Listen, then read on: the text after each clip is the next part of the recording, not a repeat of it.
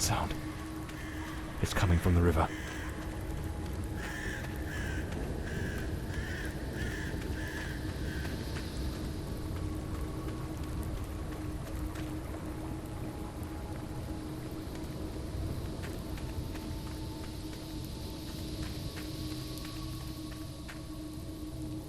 If it catches me, it will show no mercy.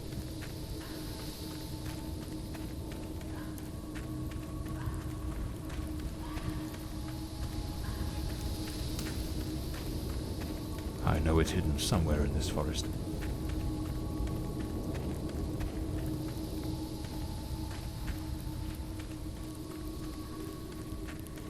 I should be able to see its light soon.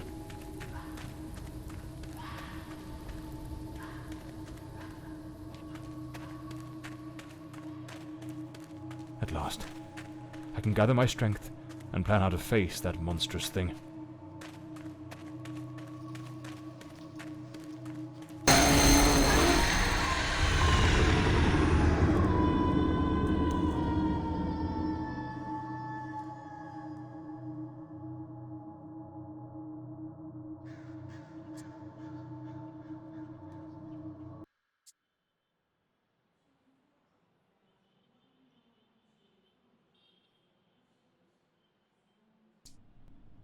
The name's John Morley, private detective, and today is a momentous day.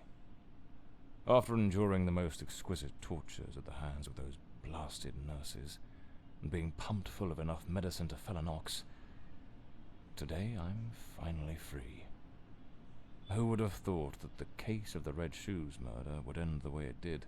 A stormy night, soaked to the skin, wrestling that brainless killer on a rooftop. Then a slip and a 5-story plunge. It appears you're awake at last. We had considerable difficulty rousing you earlier this morning, so I deemed it best to let you rest a while longer. I bring you good news. The latest test results are favourable, and the doctor has authorised your discharge. You are now officially ready to go. I have placed your belongings on the table. Oh, and a lady stopped by this morning with some clothes from the dry cleaner.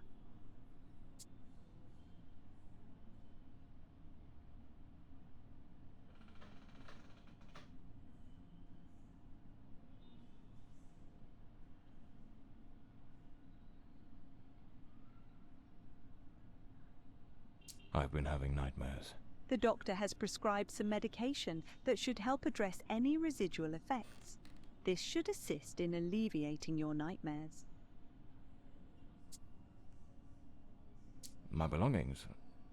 I thought everything was already in the room. There are a few valuables and some coins we kept for safekeeping. They are in the box on the table. So I'm better now? Yes, you are much improved. Both your physical and psychological assessments have been satisfactory, and there are no impediments to your returning to your normal life.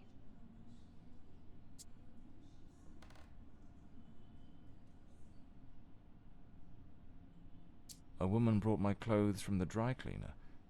Was it Penny? I couldn't say. She arrived quite early, before my shift began. I've placed the garments in the wardrobe to keep them from getting wrinkled. Now, if you'll excuse me, I have other patients to attend to.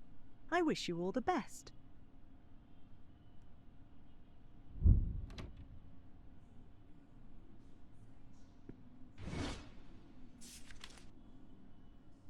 That's me, the Bloodhound Morley. Story of my life. Nearly broke. Trench coat and fedora. Blimey, it's nearly noon. I better get dressed. The hospital gown looks brand new. The collar's pristine. I usually use the Windsor. I should get myself a pair of Derbies. Or brogues. They're much more comfortable. There's notes. Damn it, Penny. I don't blame her, though. I'm a right mess. I've managed to lose the only two things that kept me grounded. Her sound advice. Always. I better hurry up. Just like Penny says in her note, I might have a new client this afternoon. And with the way things are going, I can't afford to let that slip away.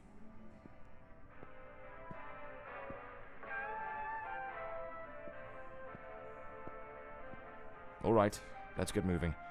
Today's the first day of the rest of my life.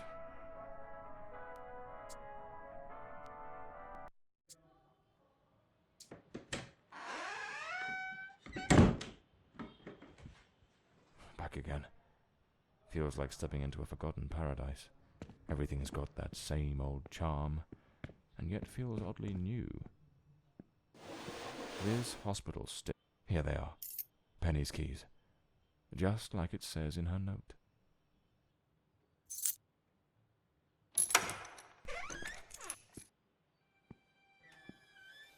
Penny's desk. The murder weapon from the cadaver collector. The case of the Red Shoes murder. One of the most complicated I've faced. Finally. Case closed. My files. Cases, clients. The umbrella with a bullet hole. Souvenir from the marksman case. Nearly lost my hat on that one. This one's a favorite. The jealous lover. This case is worth its weight in gold. Everything you need for a portable lab. Even the coppers missed it. The slant on the letter E. So this is Peter. That smug grin's got "Punch Me" written all over it.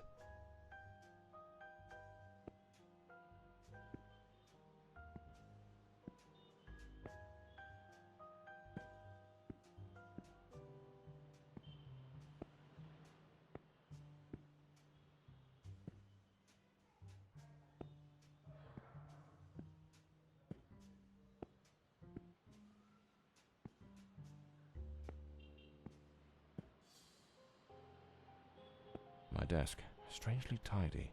Normally it's buried under papers, notes, bits of evidence. Penny must have wanted to leave everything spick and span before she walked out on me. Another one of my cards. But this one has my last name circled.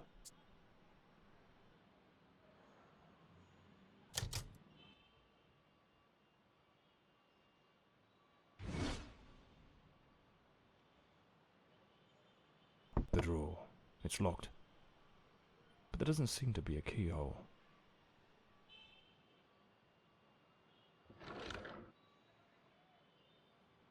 Amazing how this little gadget can reveal the devil in the details.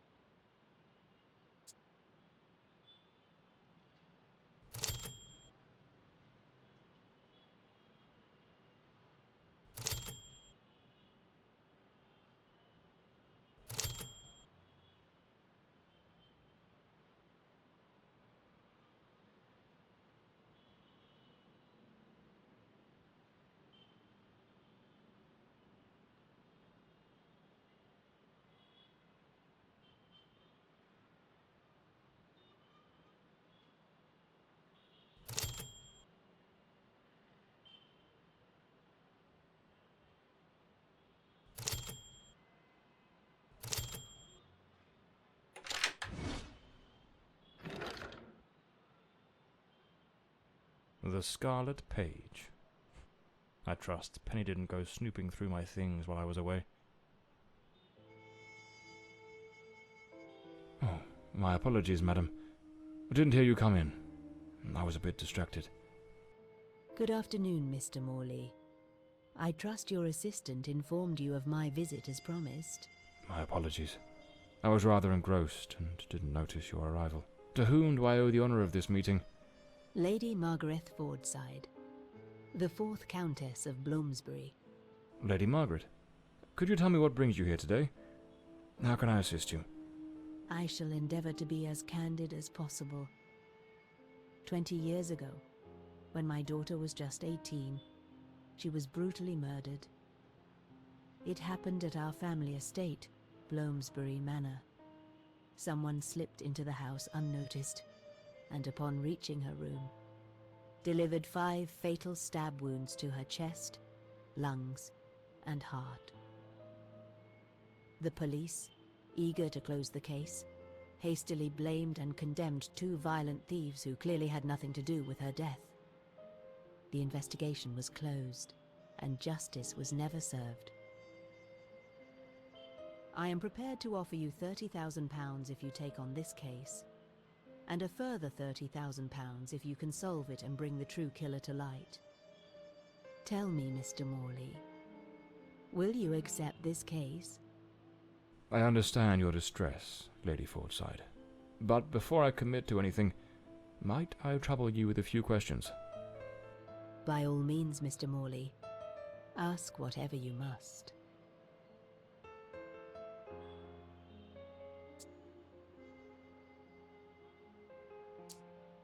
A case that's been cold for 20 years. You certainly don't make it easy for me, Lady Margaret. What made you decide to seek out a detective now? For over 2 decades, I've fought tirelessly to have the case reopened, to prove that the real murderer escaped justice. But all in vain. Neither solicitors nor well-meaning police friends, nor even journalists hungry for a dark story have managed to uncover anything. Then one day, I read about your success in solving the case of the Red Shoes killer. Regrettably, I also learned of the unfortunate incident that left you hospitalized with grievous injuries. On the advice of your secretary, Miss Penny, I waited patiently for your recovery. And now, here I am.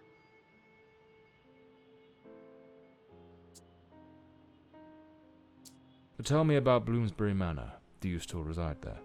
After Elodie's death, I abandoned the estate. I couldn't bear to remain there, to live within those walls. Even now, when I visit the manor, it still feels as though I can hear her footsteps echoing through the halls, her voice humming that old melody, the delusions of an old woman who has mourned her daughter for far too long, Mr. Morley. No mother should ever have to bury her child. Should you accept the case, Bloomsbury Manor would likely be the best place to begin the investigation. I shall not impede your work, as I now reside at Bedford Square, in the heart of the city.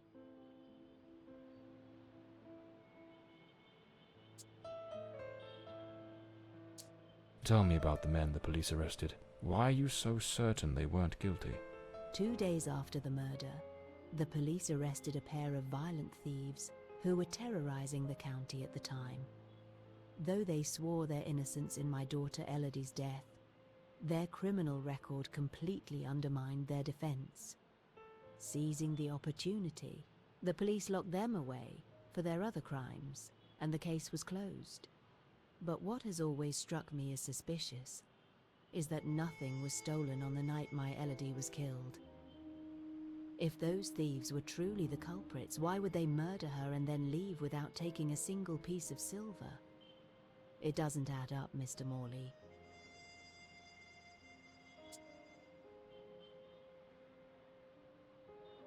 Tell me, were there any witnesses? Did anyone see or hear anything? It happened at midnight. The house was practically empty at the time, with only a few servants and a guest who was sleeping in the west wing.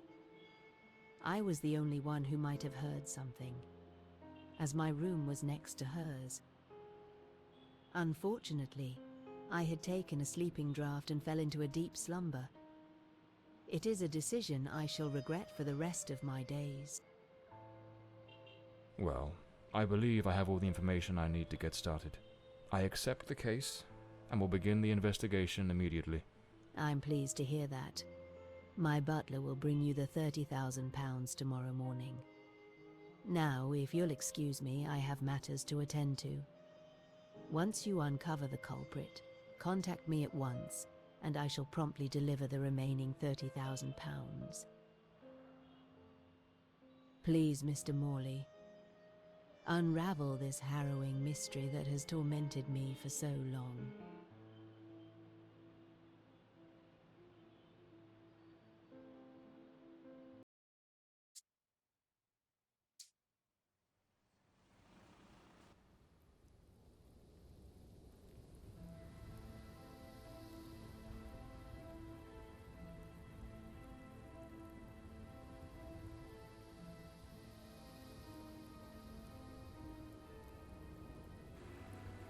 As I made my way through the dense forest path, a haunting silence enveloped the air. It was as though the very night of the crime still lingered here, shrouded in an eerie calm. The manor stood before me, its facade as inscrutable as the shadows that danced in the moonlight. Every step I took felt like a step deeper into the heart of a mystery that refused to be forgotten.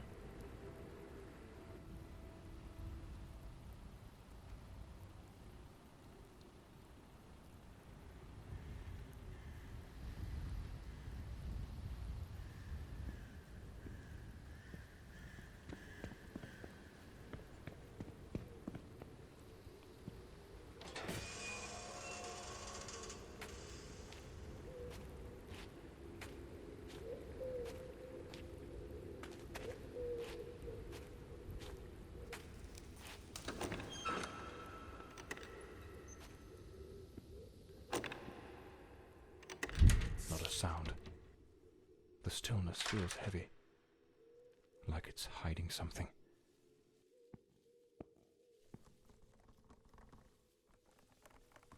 It seems Elodie had a passion for art, but her style wasn't exact. A blue moon, fitting for a place haunted by it. Looks like the Countess left this for me. It could be useful for getting around the place.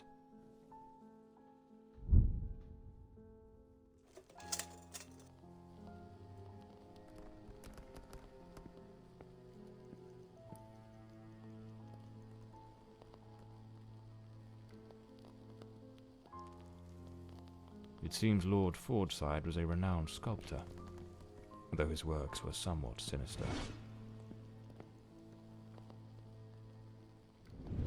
So, the housekeeper left a note for the Countess, asking her to meet here on the day of the murder. I wonder what truly happened during that encounter. Very well. Let's piece the events together, step by step.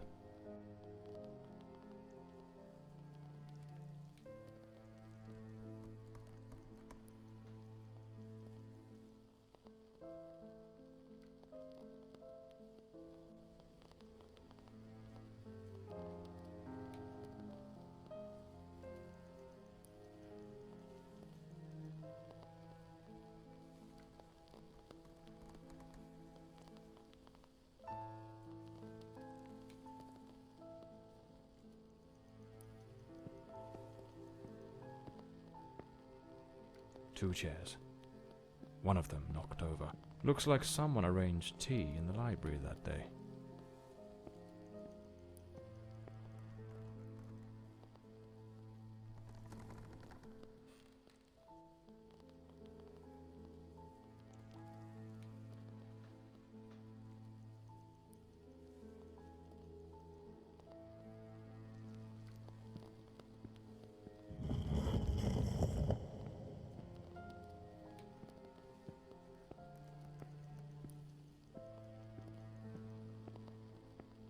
The lock has been concealed.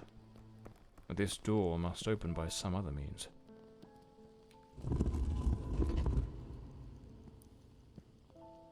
The Fordside family crest, a rampant dragon, a time-honoured symbol across European heraldry, particularly among the English and the Welsh.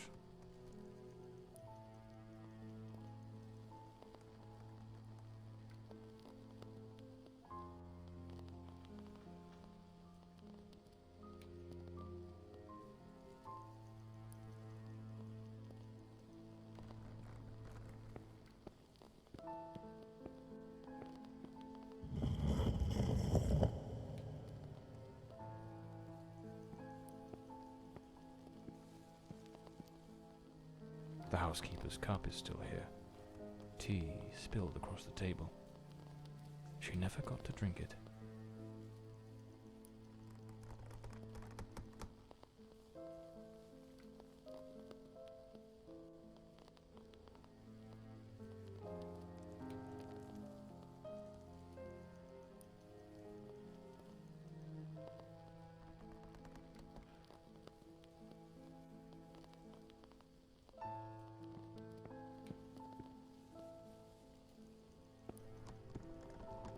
lipstick stains. Same shade the Countess wore when she visited my office. It seems they met here. But something went wrong during the conversation. I am very angry. After all these years of service, this is how you repay me? Walking away like this? I'm sorry, madam, but the situation has become unbearable. My bags are already packed.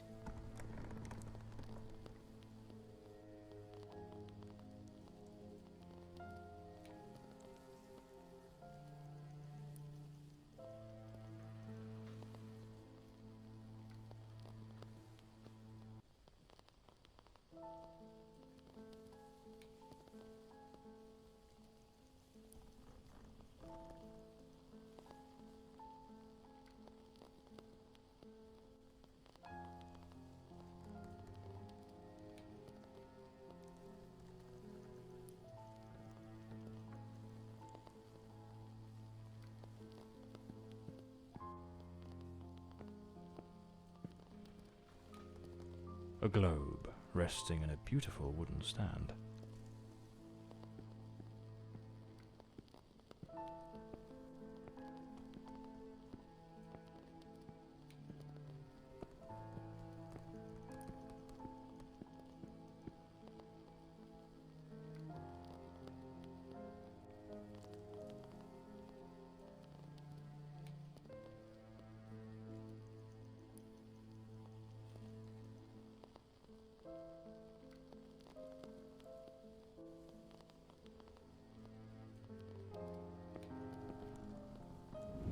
The Countess threw the housekeeper out in a fit of rage. In her haste, the housekeeper forgot one of her bags. What was it that unsettled the housekeeper enough to abandon her post so suddenly?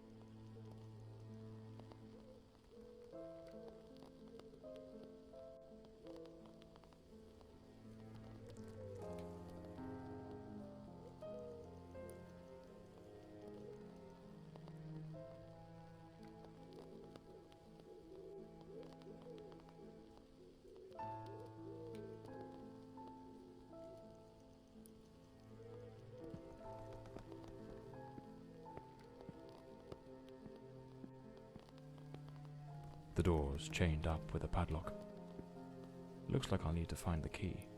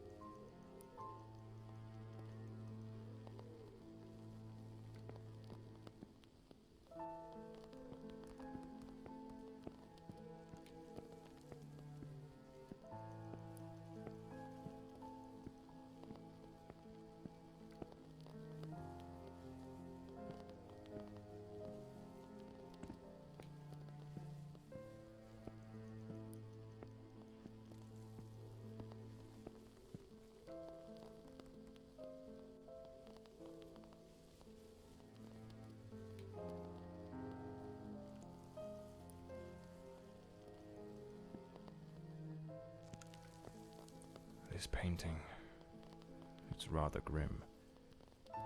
There's something deeply unsettling about it.